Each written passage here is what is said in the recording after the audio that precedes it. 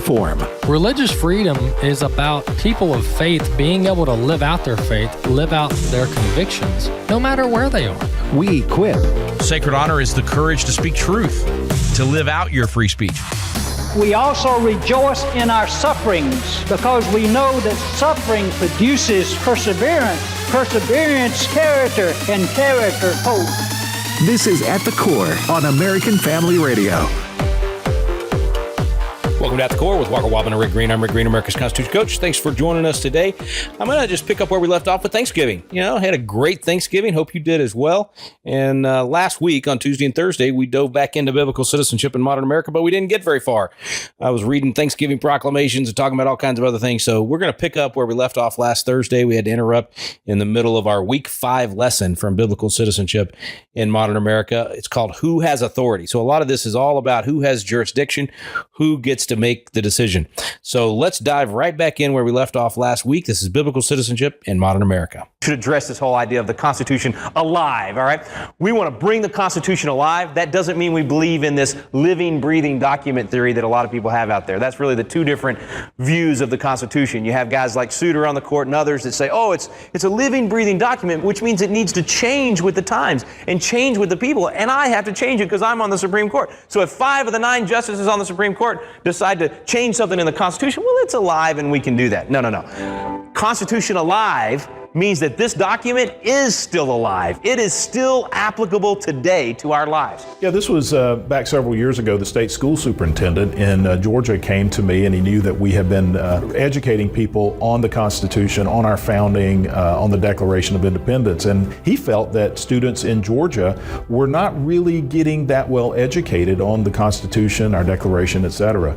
And so he wanted to do a video project that was professionally done. And he got Georgia Public Broadcasting to actually do the filming of this short feature. I think it's about 15 minutes, called It's My Constitution. And it still plays on September the 17th, or as close to it as possible, when Georgia actually recognizes Constitution Day. They play that in every school, or at least they're supposed to. And the whole aspect of that was to engage with young people to say, this isn't the government's Constitution, it's your Constitution. It's your Constitution because you ultimately are in control of this government. And if you don't know what the government is supposed to be doing, then the government will actually run over you, because the Constitution is for you to control the government, not the government to control you. And that's really the message that we're trying to get across to young people in Georgia and across America is this doesn't spell out all of your rights. God has given you those rights. This identifies some of those rights, but more importantly, it puts limits on the government so that the government doesn't violate your rights, and it spells out that it's the government's role and primary responsibility to protect your rights. But back to what Hamilton said about general welfare, because we want to judge general welfare based on these guys, not what our congressman says today or what the court might say today or what some professor says or what I say. It's what these guys said that matters. So here's what Hamilton said about general welfare. He said, the welfare of the community of states is the only legitimate end for which money can be raised from the community. So if you go back to the phrase that we were just reading, let's jump back over there to Article 1, Section 8, page 12 and 13. So 13 if you're looking at the Constitution Made Easy, 12 if you're looking at the original. So to pay the debts and provide for the common defense and general welfare of the United States. So he's saying the only thing that the federal government can raise money for is for a general purpose. So here's what he goes on to say. So if it's going to be raised from the community, the only legitimate end for which money can be raised from the community, Congress can be considered as only under one restriction, which does not apply to other governments. They cannot rightfully apply the money they raise to any purpose merely or purely local. The constitutional test of a right application must always be whether it's for a purpose of general, meaning this is for the whole system, or local nature. So if Congress spends money that's for the whole system, then he's saying, even Hamilton, who later becomes kind of the liberal, if you will, of the founding fathers as he tries to expand the power of Congress, he's saying that when they raise money, the only proper function would be for a general purpose for everybody, not for a local purpose. So the bridge to nowhere, or a general purpose would be the interstate system for the nation to allow the free flow of commerce. That you can make an argument for is a general purpose. But for a bridge to 24 people that costs however many hundreds of millions of dollars that thing costs, obviously that's a local nature, and Hamilton would say that's not a proper use of this phrase, general welfare. Here's Madison's description. I love this. It's brought it so into focus for me to understand the difference between general welfare, the way people define it today, and general welfare, the way the guys that sat in this room, the way they defined it. Here's Madison. He said, consider for a moment the immeasurable difference between the Constitution limited in its powers. Now that's what they did, the bucket with the lid on it, if you will. Constitution limited in its powers to the enumerated objects and expounded, or if you would, or expounded, as it would be by the import claim for the phraseology in question. Now the letter he's writing here is in a debate over the question of general welfare. And he's saying, if you define it as the bucket with the lid on it, if you define it the way these guys define it, as limited in its powers to the enumerated objects, or expounded as it would be, as they wanted general welfare to mean, he said, man, the difference, he probably didn't say man, I don't think that Madison talked like that, but anyway, the difference is equivalent to two constitutions. So we have two totally different things here, of characters essentially contrasted with each other, the one possessing powers confined to certain specific areas, or cases, the bucket with the lid on it, the other extended to all cases whatsoever. That's two totally different constitutions. And then he asked the question of whether or not these guys in this room would have ever gone for this expanded to any cases whatsoever. Look at how he puts it. He said, can less be said than that it is impossible that such a constitution as the latter, this expanded to be anything, would have been recommended to the states by all the members of that body whose names were subscribed to the instrument, the men that sat in this room in 1787. He's saying it is impossible that these guys would have signed that constitution, and he would know he was here. He was one of them.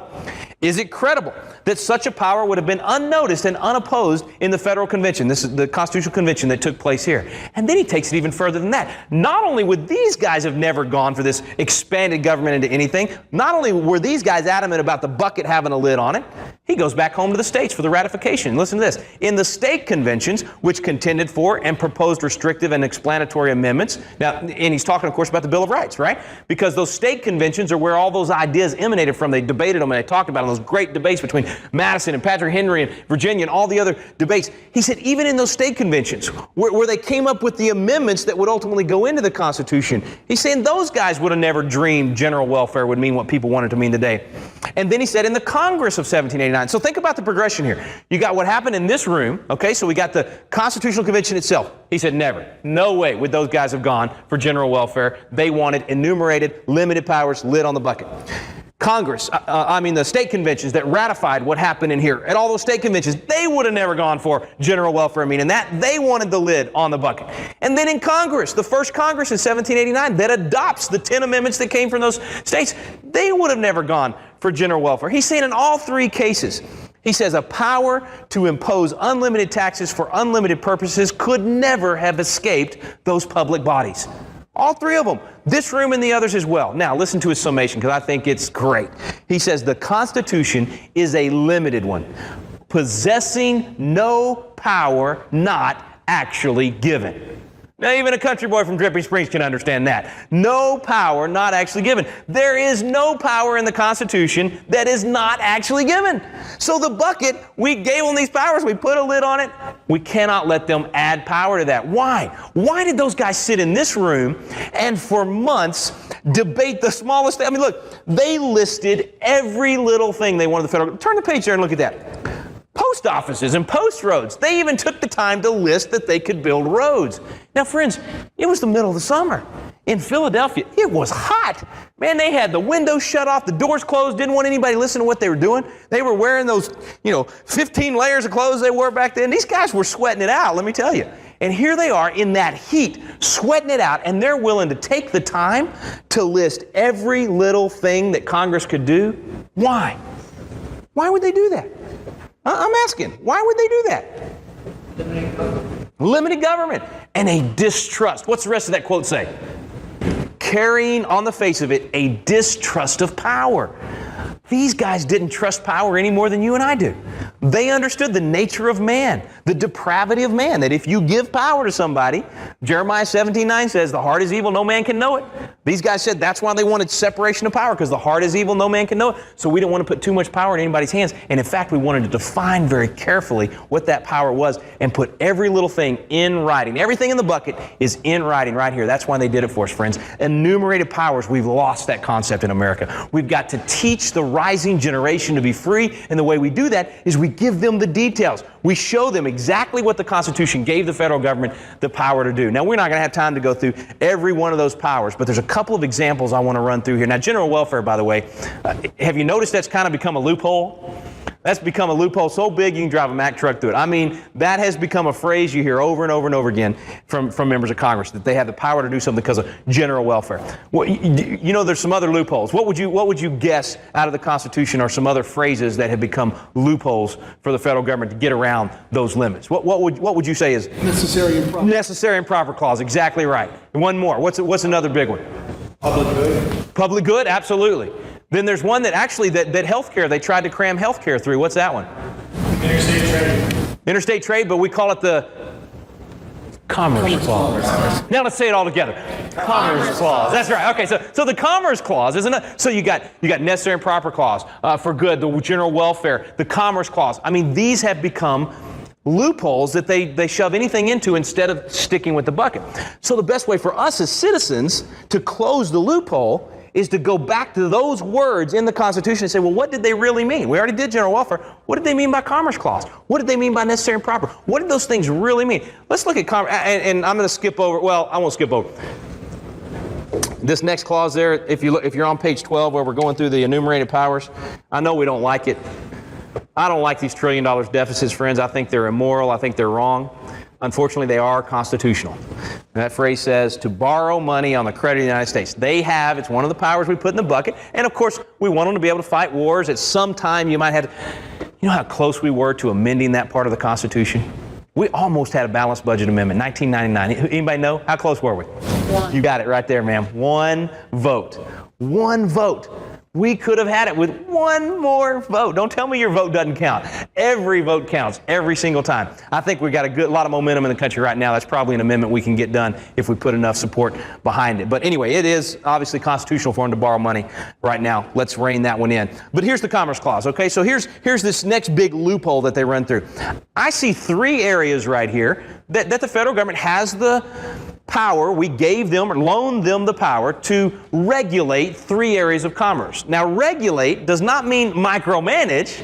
Back then it meant to make regular. So it doesn't mean they get to micromanage it. It means they actually get to make it regular, which is back to this idea of general welfare. It's back to the idea of protecting the system itself. And in commerce, what's the system you want to protect? The free flow of free enterprise, right? So in order to do that, we gave them the power to be the negotiators, if you will, in these three areas of commerce. Three areas only. Number one, we said they can regulate commerce with foreign nations. We already mentioned we don't want 50 states negotiating with these countries and having 50 different treaties. So we let the federal government do that. Fair enough. Second category, and among the several states, as Thomas said, that's interstate commerce. So that interstate commerce that crosses a state line, you could say that the federal camel nose is under the tent. We loaned them the power to, in some way, make regular commerce across state lines. Now, that doesn't mean micromanage. What it means is we're not going to let one state abuse another state in terms of free enterprise.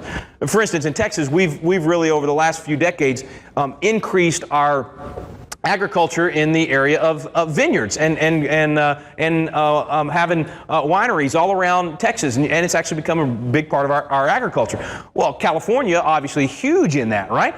Well, Texas legislature cannot pass a law that says, well, we really want to help these guys with these vineyards in Texas be able to do better in their sales, so Texans can't buy California wine anymore. We're going to impose a blockade. That's why we want a Commerce Clause in the Constitution, so that the federal government can say to Texas, no, you can't do that. We want the free flow of commerce because we believe in the free market. And we believe that if you allow that free market to flow, everybody's going to be better off. So that's a legitimate function of the federal government. And then the last category with the Indian tribes. So you've got sovereign Indian tribes. You ought to have the nation of the United States negotiating with them and not all these individual states in terms of the commerce. So there's your three categories. Foreign nations, interstate commerce, and your Indian tribe. All right, quick break, everybody. We'll be back to talk more about the Commerce Clause. It's actually one of the most important amendments we could make to the Constitution. We fix the Commerce Clause, we could wipe out a couple of hundred federal agencies that should have never existed in the first place. Stay with us. You're listening to At the Core with Walker Wildmon and Rick Green. We're listening to Biblical Citizenship in Modern America. At the Core podcasts are available at afr.net. Now, back to At the Core on American Family Radio. Welcome back to The Core with Walker Wildmon and Rick Green, jumping right back into biblical citizenship in modern America. Who has authority? This is week number 5. Who has authority? It's all about the jurisdictions. Foreign nations, interstate commerce, and your Indian tribes. So I'm just curious, why is it, if I'm going to put a new bathroom in my house, let's say I'm going to do a little remodeling. I'm going to add a new I'm going to remodel a bathroom. If I call up Joe the plumber up there in Ohio and I say, hey, Joe, would you come in and do my bathroom for me? And he says, yes, he's going to come. So he's going to bring in tools. He's going to bring in some guys. I got some interstate commerce going on now, right? So the feds actually have an opportunity to make regular this transaction. What if my wife says, you know, honey, I was looking online and they've got this beautiful, fancy, foo-foo toilet in France that I want to order. It's only $1,200, baby. And she's going to order this thing from now the federal government's got an international, right? We got a foreign nation involved, so now they can make regular the transaction of my remodel in my house. So they got 2 opportunities there. What happens if Joe the plumber calls me and says, Rick, man, I got 15 tea parties I'm speaking at this month. There ain't no way I can get down there to do your bathroom. You're going to have to find somebody local. So I can't get Joe the plumber from Ohio. So I hired Joe Smith down the road in Dripping Springs, Texas. He's going to come do it. No tools coming in from out of state. No labor coming in from out of state. We don't have interstate commerce going on anymore. My wonderful, brilliant, gorgeous, amazing wife, as always happens, makes a brilliant decision and says, you know, honey, that'd be really foolish of us to buy that $1,200 toilet from France when Lowe's has one for $79 going to work just fine. So being as brilliant as she is, she decides we're going to do that. We don't have France involved anymore. No more international commerce, right? No more foreign nations involved. So we don't have foreign nations. We don't have interstate commerce. Why is it that the federal government gets to tell me how much water's got to go through my toilet? What kind of light bulbs I got to have in my bathroom? How wide my door's got to be? I mean, it's ridiculous. It must be because Joe Smith there next door is Choctaw. Or because, thank you, somebody got that one. Or because I'm part Comanche. I'm assuming because of me having some Comanche blood that the federal government has decided that any transaction is with an Indian trust. Surely that I can't figure it out because there is no reason for the federal government to have anything to do with the commerce that is not fitting into any of those 3 categories. And you know what's really sad? The courts got this right for a long time. They slapped Congress down, slapped their hand for years when they would try to expand, open up the lid, get a new power, expand and do commerce that was not in those 3 categories. And then all of a sudden they started kind of rubber stamping what would come out of Congress. And you remember why. It was FDR. He had the switch in time that saved 9, and he was going to pack the court and all this stuff. And all of a sudden they decided, well, we said a little while ago minimum wage, you couldn't do that because that doesn't fit into the Commerce Clause, but now we're going to let you do that. And then they started letting them regulate this and regulate that. And now you know how bad it's gotten. It's gotten so bad, the Wickard v. Filburn case. This is where a guy is farming. He is raising his own crops. He is not selling them to anybody. He's consuming them himself. He's not buying them from anybody. So there's no commerce here, right? I mean, this would be like you having a garden in your backyard. He's not buying, no commerce. Our court said the federal government could come in with all the way to the Department of Agriculture on this guy and say, you have to obey we can regulate everything you're doing because it's commerce. You say, well, how is it commerce that's not crossing state lines? How is it commerce if he's not even selling anything and he's not buying anything? They say, well, had he bought those crops down at the farmer's market, it might have affected the price of commerce. I mean, the price of those crops. Had he sold his crops down at the farmer's market, it might have affected the price, and therefore this is somehow going to have some related. If you connect enough dots, it will impact interstate commerce. Friends, that's where we are. That's how far we've gone from the plain language. I mean, is anybody confused by those three categories? Anybody confused by the plain language of the Constitution? And yet, because we've gone away from what these guys told us to do, we no longer interpret that language by what they said. We let some judge somewhere else twist it a little bit, then twist it a little more, then twist it a little more. You know how bad it is now?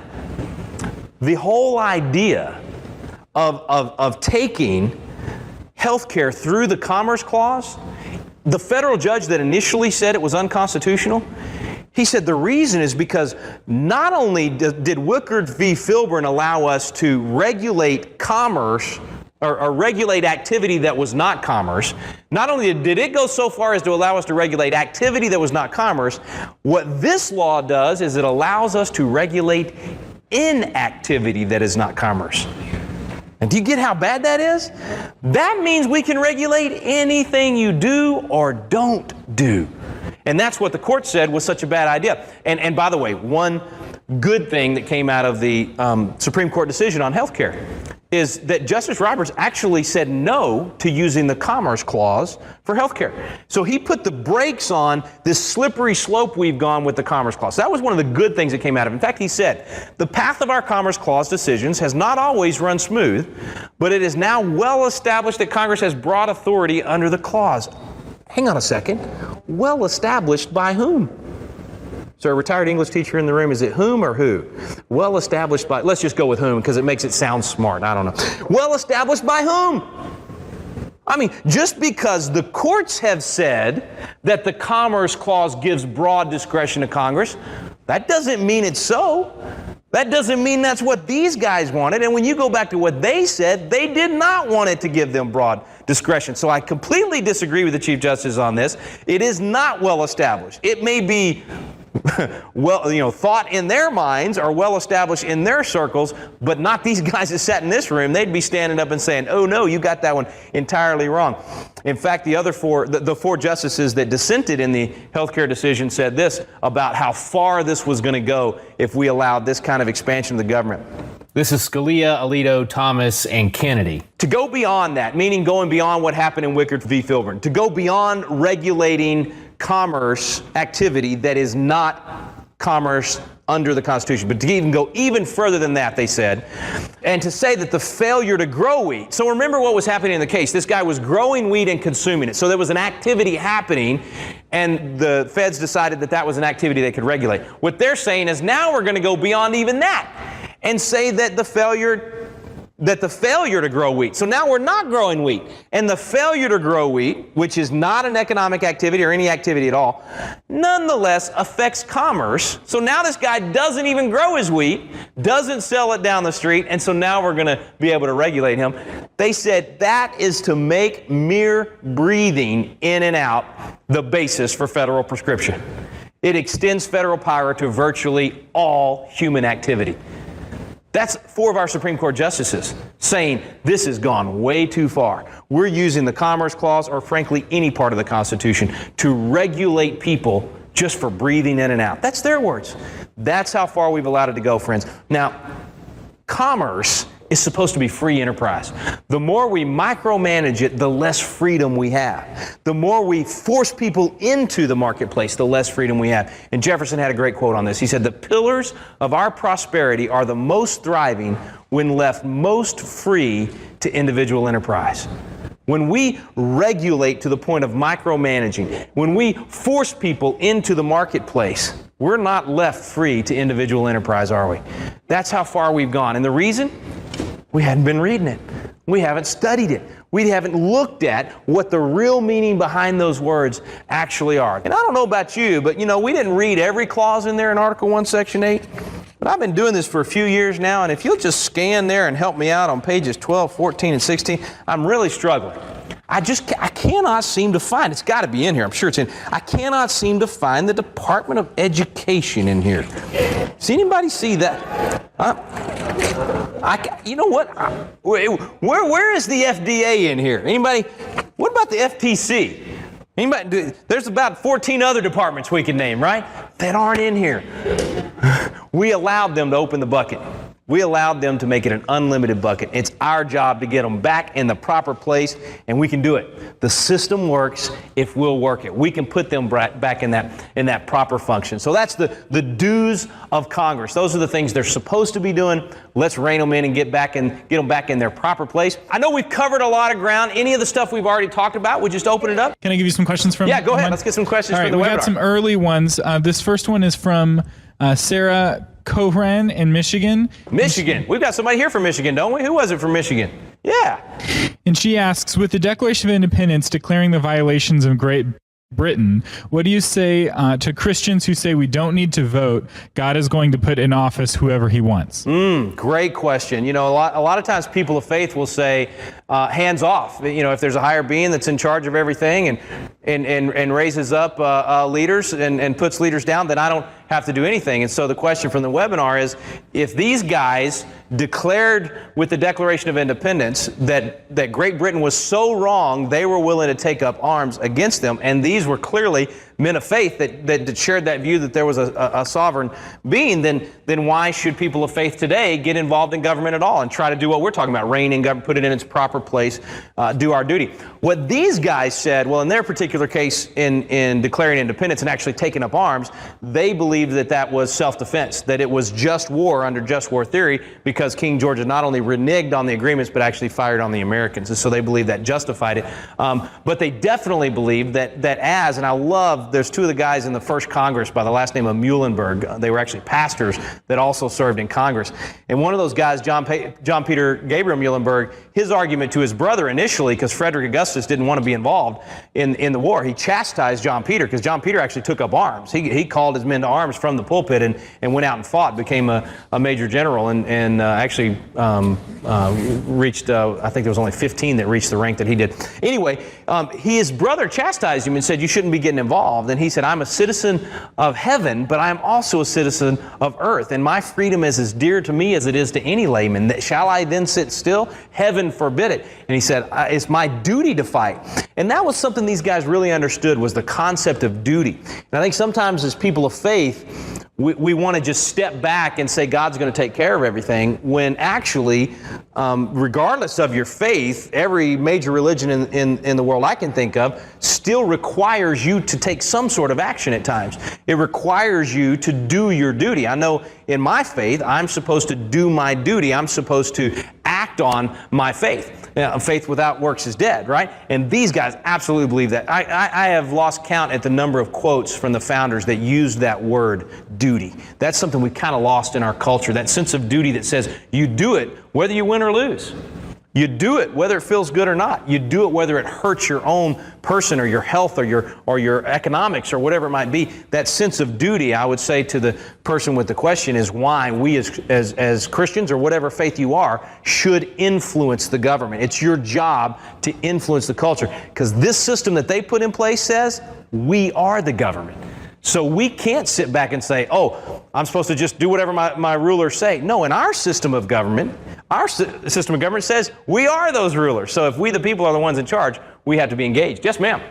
What about Exodus 18:21? That specifies it. You don't have to ask what. Just let's find out what that says. That is a great point. Exodus 18:21 actually it specifies it for us, and it gives us the guidelines. I mean, it's a great example of, and it's actually where our founders say they got our Republican form of government. You know, we say we have local, county, state, federal government. Well, it says choose out from among you leaders of tens, 50s, hundreds, thousands. That's the same thing. That's where they got the idea. And then it tells us how to choose them. What kind of folks we're looking for. We're looking for able men such as fear God, men of truth, hating covetousness. So what a wonderful guideline. I actually do a blog on my website at rickgreen.com where I analyze candidates, and I take a poll on my Facebook page to get people to rate candidates on those four things. Are they capable of doing the job, capable of getting elected, and capable of doing the job? Are they? Do they fear God? Do they have a biblical worldview? Are they honest? And do they hate covetousness? Meaning, do they not? You know, a lot of people want the job so bad they'll do whatever it takes to stay in office. Or when you get in office, boy, the perks are so nice, you want to keep them, so you do whatever. Do they hate covetousness? So anyway, I think you're exactly right. It's a great command for us, and it's a great guideline for us. And I think it's a good example of saying, hey, you know, as a person of faith, sitting out is not an option. To know what to do and do nothing and say nothing, there's a right and wrong, and you know something is needed. to help your fellow man, to help your country, and you do nothing? Oh, man, I don't want to be that wicked and slothful servant that buried the talent, right? I want to be the one that's out there enjoying and living that talent. That's why what we're doing is so important. Because see, if you and I can go back to what these guys actually did and said, if we can learn what they really intended, and then we can go back home and we can share it with our friends and family, if we can use this knowledge in the decisions we make about who we elect to go to Congress, if we can begin to get young people to understand this and someday run for Congress, then we can get members of Congress that understand these things, and we can rein this thing in. We can turn it back, folks. We can get Congress back into its proper bucket, if you will, with the lid on it. We'll just do our duties as citizens. It is that very essence of how do we use these materials to create and glorify God that we want to secure. They said, okay, we need government for that, but not any kind of government. We've got to make government so limited and checked and balanced. And the three words they use so often, Rick, Jefferson, Madison, all of them, is divisions of power, limits on power, and then balance between the power. It makes me think about why the founders got so detailed. I mean, for them to sit in that hot room and sweat it out and actually go through line by line, like you said earlier, post roads and all these specific details. Why did they do that? Why not just have one general statement that said government can do whatever's necessary to protect us? They had a real distrust of power. They had been through it themselves with the king, but they've also been through it in the scriptures.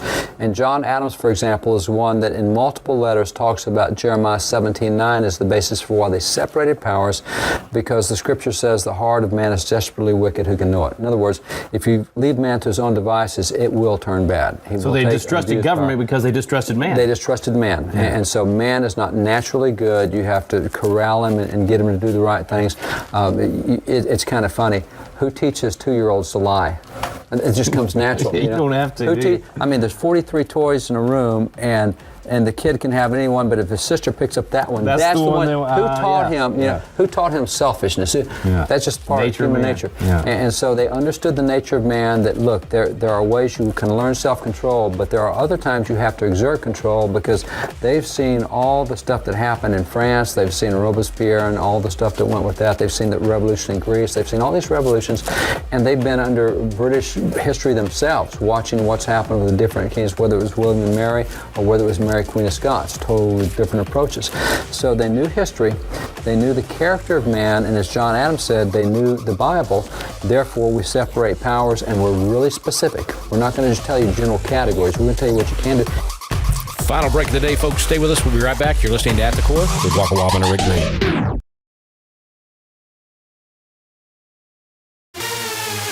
At the Core podcasts are available at afr.net. Now, back to At the Core on American Family Radio. Welcome back. Thanks for staying with me. This is At the Core with Walker Wildmon and Rick Green. I'm Rick Green, America's Constitution coach, sharing biblical citizenship in modern America. Week 5, which is called Who Has Authority? That's the title of Week 5, and it's all about the jurisdictions. What power does the federal government actually have? Let's jump right back in. And the other reason is, you remember we were talking earlier about battle plans and battle maps. You get up there. Looking at the bird's eye view, really getting, All right, so we're up here, and we understand that we also are creating a federal republic which shares power with lower level entities, and that's the state and communities. And so just as we have to separate power horizontally, we separate between the judiciary and the executive, and we separate it over here with the legislative. And by the way, not only did they separate powers, the Federalist Papers said that they gave each branch constitutional arms of self-defense. In other words, if that branch starts doing something you're supposed to be doing, you can fight back. You've got tools in your toolbox. Now, I will just about guarantee you ask a congressman today, name me 5 tools you have to fight back against the judiciary, and they can't tell me a thing. But the Constitution gave each branch tools to fight back. Name me 5 tools you have against an overreaching executive. Name me 5, whatever it is. Yeah. The other branches don't know that anymore. And so the founders were very specific. What a waste, because it really is a brilliant battle plan that the founders put in place to keep these different... And they wrote it all down. Yeah. You know, and I'm sure if they were here today, they'd say, Are you just all illiterate? Why aren't you using what we gave you? Are you lazy? Yeah. I mean, this room is filled with their writings. Yeah. And they're online, by the way. I mean, This these wasn't a things you can get secret out there. meeting that that exposed all the secrets. You know, they gave us all the secrets. Here it is. All the discussions in the Constitutional Convention, they're right here. And those were private discussions at the time, so they could be very candid, but they made them But then they public came for out us. and said, here's what we've got for you, and here's Franklin's our logic. Republic, if you So can keep it. it's real simple stuff, but what happens is we also have a separation of powers, not between the three branches, but between the levels of government, and that's federalism. Yeah. Hey, federal government, there's only certain things you can do. And by the way, state governments, here's what you can do, and local governments, here's what you do. And so that bicameralism of horizontal separation and branches, and then the vertical separation powers that Thomas Jefferson talks about are very significant. So what they did, understanding all the components that have some jurisdiction in this, they said, okay, we're going to tell you specifically what Congress can do, what the president can do, and what the judicial branch can do. Yeah. Now, does that mean that there's not other stuff to be done? No, there definitely is. But that's why we give you the 9th and 10th Amendment. And the 10th Amendment says anything we didn't specifically give to Congress belongs to the states. We gave 18 areas to Congress. That means 4,432 areas belong to the states. That's part of the vertical separation powers. People, they look at that and say, well, they didn't say we couldn't do it. Yeah, they did. The 10th Amendment said if we didn't tell the government they could do it, then they can't. So the 9th and the 10th Amendment, same with the people. We told the government what they could do, but people, you got everything else that you can do. Yeah. So that's why they were very specific in what they did. That's why they gave us constitutional tools of self-defense. But the problem we have is if you are looking for a loophole, and you talked about the loopholes, the General Welfare Clause and the Commerce, and all, you will find a way to bust the intent of what it is. I don't care what the intent is. I want a loophole so that I can get around it. Yeah. You'll change the meaning of words, do whatever it takes to get around it. Yeah. And John Dickinson, who was not only a guy who helped put the Declaration together, but he's a guy who also signed the Constitution, one of the founding fathers, he talked about how dangerous that is when you start looking for loopholes and how it changes everything. And I'll just read here from his work. He says, nothing is more certain than that the forms of liberty may be retained when the substance is gone. In other words, you still got a constitution, but it doesn't work anymore because you had a heart transplant. You took the heart out of it and replaced it with something else. He said, nothing is more certain than that the forms of liberty may be retained when the substance is gone. He said, in government as well as in religion, and then he makes a direct quote, the letter kills, but the spirit gives life. Now, that's a direct quote out of 2 Corinthians 3:6, and he notes it's right out of the Bible. He says that works in government just like it is in religion. If you forget, for example, that in religion, Jesus, in dealing with the Sabbath law, said, hey guys, don't forget the Sabbath was made to serve you. You weren't made to serve the Sabbath. Well, you can get so into Sabbath laws that it becomes a bondage on your back, and instead of you getting the rest you need, it becomes something that's your slave driver. He said government's the same way. Because you've gotten caught up in the legalistic letter of the law instead of the spirit of That's right. what he intended. And so, same thing. If you get caught up in the actual wording of the General Welfare Clause, and if I tweak my nose just the right direction, if I tilt my shoulder left, stand just right, I can find an interpretation. No, remember the spirit of the General Welfare Clause, which you get by studying all this, which you get by studying all that, and which you laid out very clearly. Yeah. I mean, you had all the founders' quotes on it. Don't try to squeeze a new meaning out of this, but go to because when you do, he says, in government as well as religion, the letter kills, but the spirit gives life. And if you go to that literal word-by-word interpretation instead of what they were trying to give, you will kill the Constitution, you'll kill the country, you'll kill freedom, you'll kill prosperity, you'll kill all those things we enjoy. And that's why the founders were so good about being so specific in so many areas so that we could get the principles, apply the principles, and have the same result that we've had for 200 years. So what do we then do if we're going to restore a constitutional republic? We got to start thinking about our duty as citizens and fulfilling that role. There's a lot of areas in the Constitution that speak to what the people are supposed to do, whether it's choosing your leaders, that sort of thing.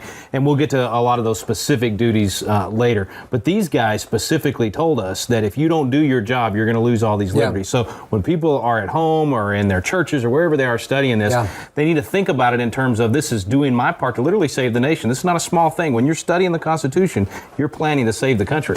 Well, the question was asked, since God's going to do all this, why do we have to get involved? Yeah. And there's always that fun story that's out there about the flood that comes, and the guy crawls up on top of his house and he prays, God, deliver him from flood. And, here comes a helicopter. Hey, climb on, we'll get you out of it. Now God's going to send me deliverance. And here comes a guy in a rowboat, and hey, climb in the rowboat. Now God's going to send me. And three of those things, and then finally the waters come and the guy drowns. And he's in heaven and says, God, I prayed that you'd save me. What happened? Well, I sent you a helicopter, I sent you a boat, and you did nothing with it. Yeah. And so this this notion that because God's in charge, we have to do nothing is absolute heresy from a faith perspective. Yeah. Because there is nothing in Scriptures that justifies you sitting on your tail and doing nothing. He has sent us a great Declaration of Independence, a great Constitution, a great system. And even from a religious standpoint, if everybody in the world is going to come to Christ, why do we need missionaries? Why does He give us the Great Commission and say, you guys go do it? I'll just do it from heaven. All of that is pure stupidity. But I love the way the Founding Fathers dealt with this. John Witherspoon, he himself is a minister of the gospel, and these are his original writings, and he deals with this issue. This is the mentality that's been there forever, and so he deals with this, hey, look, God's in charge of government, why should we get involved? Now, in our particular case, we're a stewardship government, but I just want to read you some of the logic that he applied here. People say, we don't need to get involved, God's in charge. He says, shall we establish nothing good because we know it can't be eternal? I mean, your house is going to fall over eventually, so why even build one at all? Why live indoors? Because it's going to. Oh, no, wait, I remember this one. Why should I clean my room, Mom? It's going to get dirty. Yeah, exactly. Okay, exactly. That same logic. He says, shall we live without government because every constitution has its old age and its period? Because we know that we shall die, shall we take no pains to preserve or lengthen our life? Now, I'm going to die someday, so I'll never see a doctor in my life. I'll never go see a dentist. And I'll eat all the junk food I want because I'm going to die anyway. Something's growing there, but I don't care what it is. I'm going to die anyway. We don't think like that any other area in life. Why would we think like that in government? And that's what he says. He says, far from it, sir. It only requires the more watchful attention to settle government upon the best principles and in the wisest manner, that it may last as long as in the nature of things will admit. I mean, it's going to die. I love that phrase too, more watchful attention. Mm-hmm. That's what we're doing. Because it is going to someday die, you pay more attention right now because it won't last forever. But you do want to, I'm going to die someday, but I'd rather it be when I'm in the 90s than when in my teens. Yeah. So I'm going to do some things too. Same with government. Government is not eternal. It will not be eternal. But wouldn't you rather have a government that lasts over 2 centuries, maybe 3 centuries, maybe 4 centuries, than being like France has had 15 constitutions in the same period of time we've had one? Yeah. Or being in South Korea where they've had 6 constitutions since 1948? Or being in Poland, that if you're 90 years old in Poland today, you've lived through 7 revolutions and 7 constitutions. Wow. Wouldn't you a whole lot rather have it where well, that means we've got to get involved.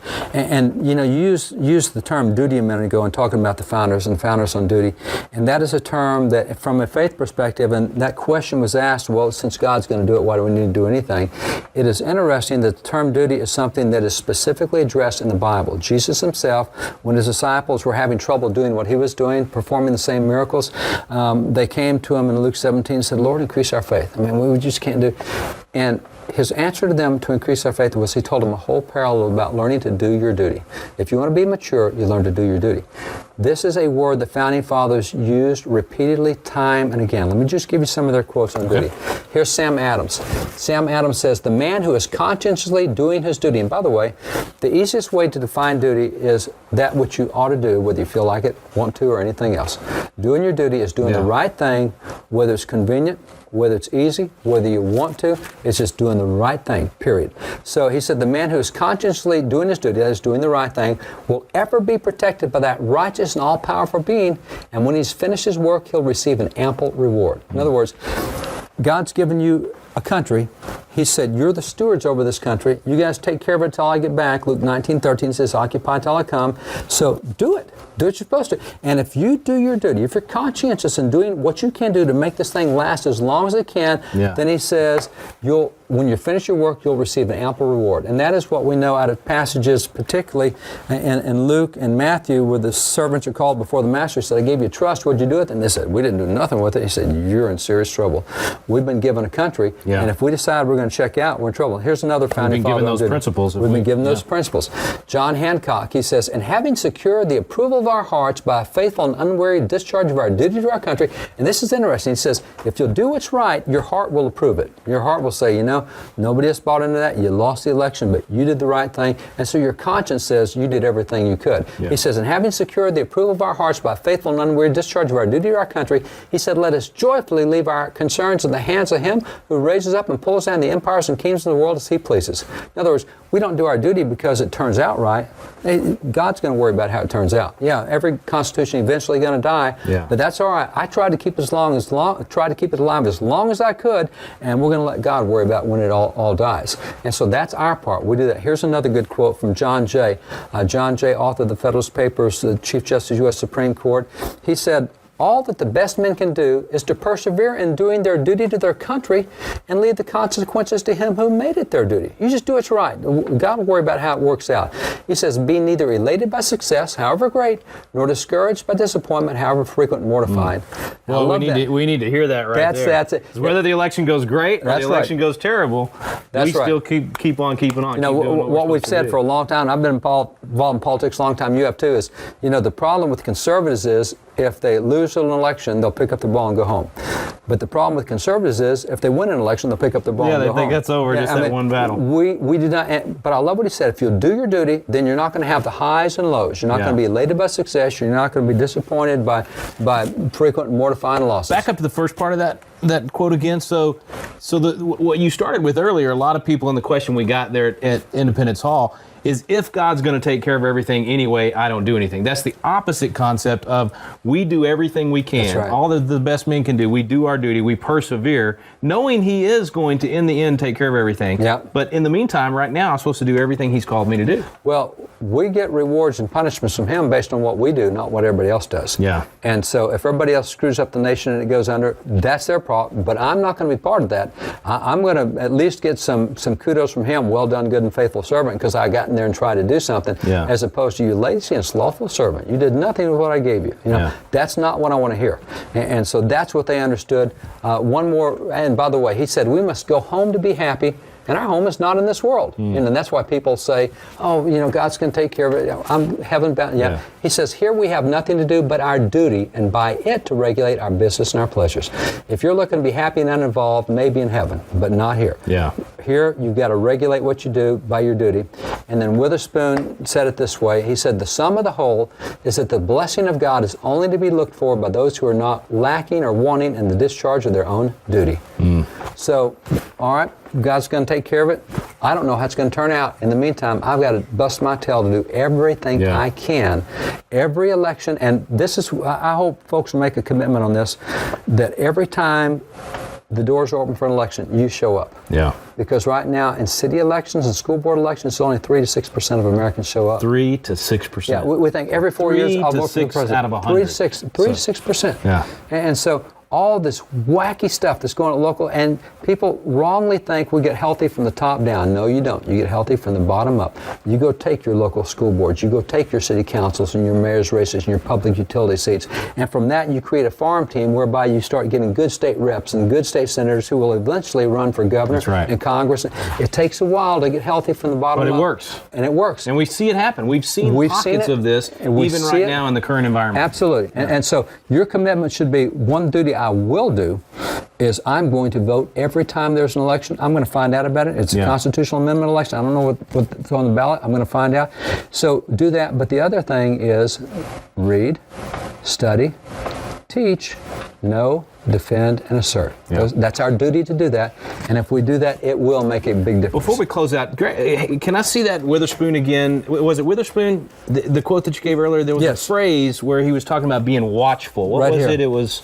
It only requires the more watchful attention. Okay, that's what watchful attention. So that's what we've got to have more of in every single area of our government. And he said because it is going to come to an end someday, we should have the more watchful attention. So he's admitting the fact that it's not permanent, but that's why we're more diligent and more watchful. And that watchful attention, you're right, that's a great term. Well, there you have it, folks. We're going to have more watchful attention in every area of our government. In our next chapter here in Constitutional Live, we're going to get into the presidency. How can we have more watchful attention to the presidency and make sure it's constitutional? By studying what Article 2 in the Constitution says about it when we come back here on Constitutional Live with David Barton. Well, we'll have to learn about the president on another day because we are out of time for today. I hope you've enjoyed this. It's a mix of Constitutional Live and biblical citizenship in modern America, and the entire thing is free at patriotacademy.com. Thanks for listening to At the Core.